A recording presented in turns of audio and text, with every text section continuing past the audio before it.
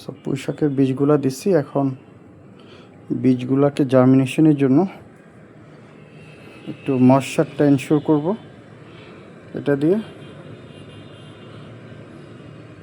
একবার পাম্প করছে,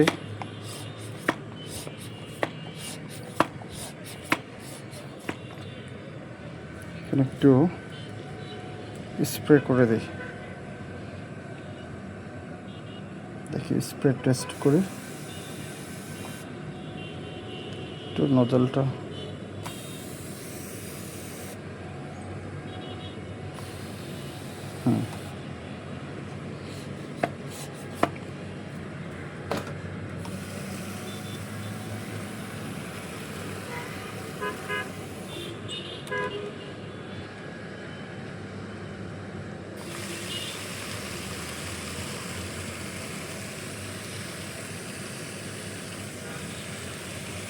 দিয়ে দিলাম।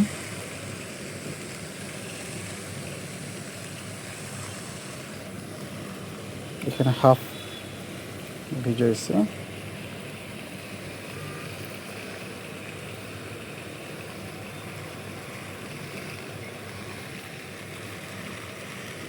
চাচ্ছিলাম এখানে বিটল ফ্রাসটা দিতে, কিন্তু পারলাম না, অ্যাজ বিকজ আমি গিজেট করতে পারি না।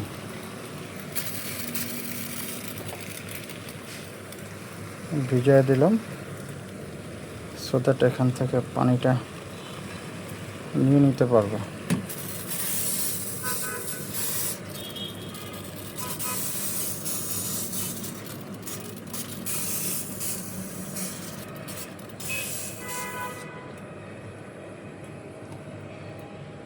এখন সিটগুলো হয়ে গেছে, একটু ঢেকে দিই।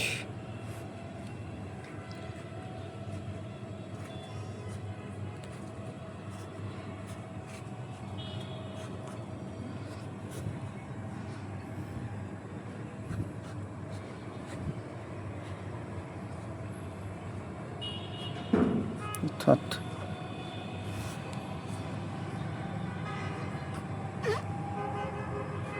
কয়েকটাতে বেশি হয়ে গেছে। বেশি হলে সমস্যা যেটা আছে, খাবার খেয়ে ফেলবে, আর এক একটা চারা একটু দুর্বল হবে।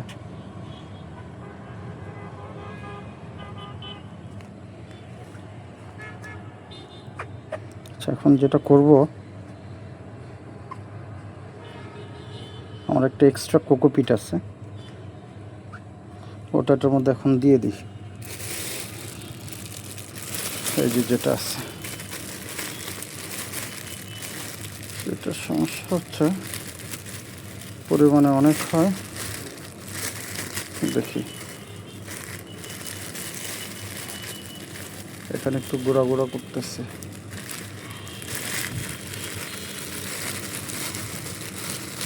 একটু ঢেকে দিব, ঢেকে দিলে একটা গরম গরম একটা ভাব আসবে, জার্মিনেশনটা দ্রুত হবে। সো এটা ভালো করে না করলে দলা দলা হয়ে যাবে।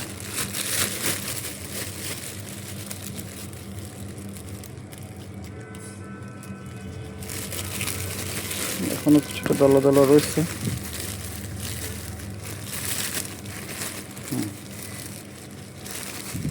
ব্যাস কিছুটা হয়েছে, এখন এগুলো উপর দিয়ে দিই। এই যে একটু ঢেকে দিলেই হবে আর কি।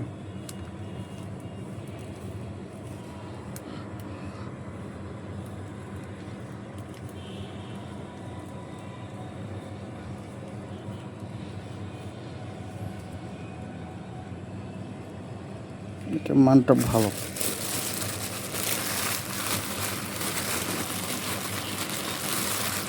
সো মোটামুটি ব্যায়াম হয়ে যাচ্ছে। এটা তো কিছু দিয়ে নেই,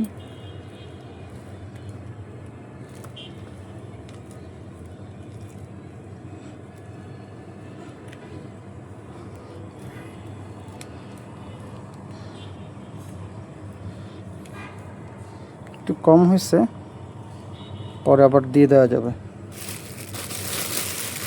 না কম হয় নাই, একটু কম্প্যাক্ট। এই যে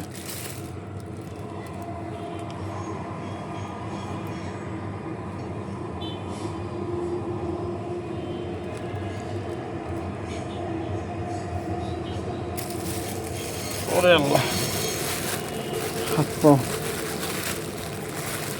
লেগে যাচ্ছে। তো এই কাজগুলো আজকে মোটামুটি প্রায় অনেক দিন পরেই করলাম, 10-15 দিন পরে। একটুখানি রোগ প্রকোপিতা হয়ে যাবে, রাখতে চাচ্ছিল না, কিন্তু পুরোটা আবার লাগবেও না। আর এটা আবার সুবিধা আছে, একটা টিপস নিলেই আমার মতো আগেরগুলোর মতো ভেজাটা নেওয়া যাবে না। সো মোটামুটি হয়ে গেছে। এই লাইনটা একটু ক্লিয়ার করে দিলাম। এই লাইনটা ক্লিয়ার করার উদ্দেশ্য হচ্ছে, অনেক সময় এই বীজগুলা শিফটিং করতে দেরি হলে, হ্যাঁ, এই শিফটিং করতে দেরি হইলে এরা করে কি, একটা আরেকটা স্লটের খাবারটা খেয়ে নেয়, আর একটু মাঝখানে একটু বেশি হয়ে যায়। সো এই লাইনটা, এটা দিস মাই ওন টেকনিক, অর্থাৎ ব্যবহার করে করে শিক্ষা নিজের। এই যে এভাবে করে দিয়ে দিলাম, কারণ কোনারগুলোতে একটু কম পড়ছে, একটু ভরে দিলাম। এই যে কোনারগুলো, এই যে এই হচ্ছে অবস্থা। Thank you.